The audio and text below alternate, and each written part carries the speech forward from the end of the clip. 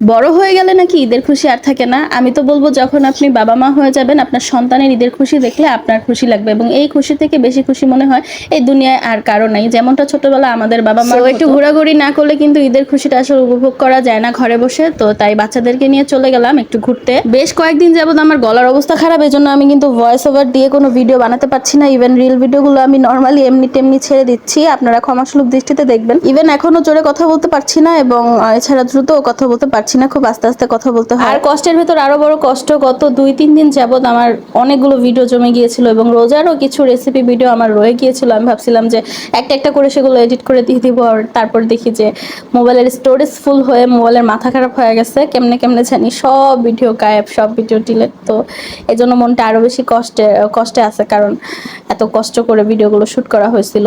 তো এই কারণে খুবই খারাপ লাগতেছে। কিছু করার নাই, কপাল খারাপ আর কি। ঈদের মধ্যে এমন হবে কে জানতো। তো যাই হোক, বাচ্চাদেরকে নিয়ে এখন মেলায় ঘুরতে আসছি। ফার্স্টে গিয়েছিলাম আসান মঞ্জিল গিয়ে দেখলাম যে সেটা বন্ধ। তো এই কারণে মনটা খুব খারাপ লাগছিল। আমার বাসার পাশেই, তারপরেও দেখলাম দূর দূরান্ত থেকে মানুষ আসছে। একটা ঐতিহাসিক জায়গায় এই সময় বন্ধ থাকবে, এটা আসলে কেমন জানি। তো যাই হোক, এরপর হচ্ছে আমরা মেলায় চলে আসি ওদেরকে নিয়ে, আর এখানে এসে ওরা বেশ এনজয় করতেছিল। এই স্মোকি বিস্কুটটা কিন্তু আমরা আমাদের নারায়ণগঞ্জে অনেক খেয়েছি। তো এটা হচ্ছে, তো সেখানে আমাদের প্রমোশনাল ওয়ার্কের জন্য অনেক খেয়েছি। তবে এখানে হচ্ছে 50 টাকা করে একটা পার পিস, তো কিনে খেতে হচ্ছে। তো যাই হোক, এখন হচ্ছে আমরা কিছু উপভোগ করব, আশেপাশে হাঁটবো, ঘুরবো ফিরবো, কেনাকাটা করবো, দেন বাসা চলে যাবো। অ্যাজ ইউজুয়াল মেলার ভিতর যা যা থাকে সেসবই ছিল।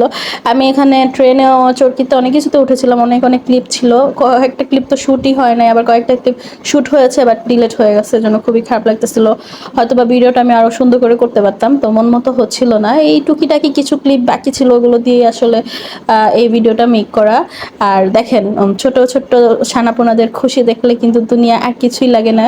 তো ওদেরকে ওর বাবা দুজনকে বেলুন কিনে দিচ্ছে, আর ছেলেটা তো গুন্ডামি করে, সে বাসায় আইসা একটা বেলুন আকার বাইরে এটা ভাঙ্গা টাইঙ্গা আকারে শেষ করে ফেলছে। হ্যাঁ, এগুলো কিন্তু 150 টাকা করে প্রাইস। আমি তো চিল্লাচিল্লি করতেছিলাম যে কেন কিনে দিলেন শুধু শুধু। আমি তো কোনোদিন ওদেরকে এই ফালতু জিনিস কিনে টাকা নষ্ট করি না, কারণ ওরা 2 মিনিটও রাখে না। তো যাই হোক, ঈদের পরের দিন আসলে ওদিন যাওয়ার সময় দেখলাম যে রাস্তায় মানে অনেক মেলামাইন পাওয়া যায়, মানে মেলামাইনের জিনিস সস্তা সস্তা পাওয়া যায়, যে আমি লক্ষ্মীবাজার যাই সেখানে। তো আমার ওই লোভটা সামলা ছিল না, আবার ঠান্ডার জন্য ডাক্তার দেখাতে চলে গেছি। সো এখানে হচ্ছে খুব কম দামে সস্তায় রাস্তার ভেতর মনে হয় সারা রাস্তা জুড়ে মেলামাইনের জিনিস পাওয়া যায়।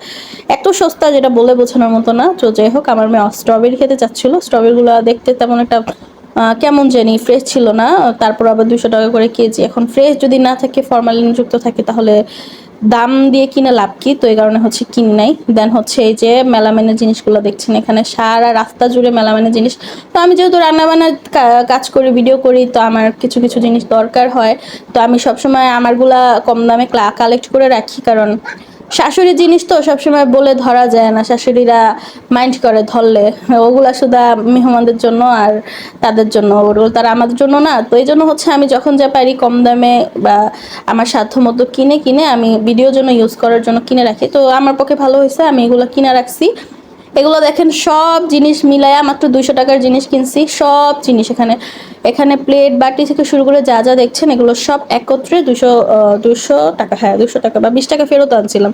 আর মগটার দাম ছিল 50 টাকা। তো মগটা খুব ফ্রেশ ছিল, ওটা ধুইলে কিন্তু পুরো ফ্রেশ হয়ে যাবে। এগুলো রাস্তায় থাকে। তো এই তো আপনাদের ঈদ কেমন কাটছে? সবাইকে ঈদের অনেক অনেক শুভেচ্ছা এবং শুভকামনা রইলো। আস্তে আস্তে রমজান, ঈদ সবকিছু শেষ হয়ে গেল।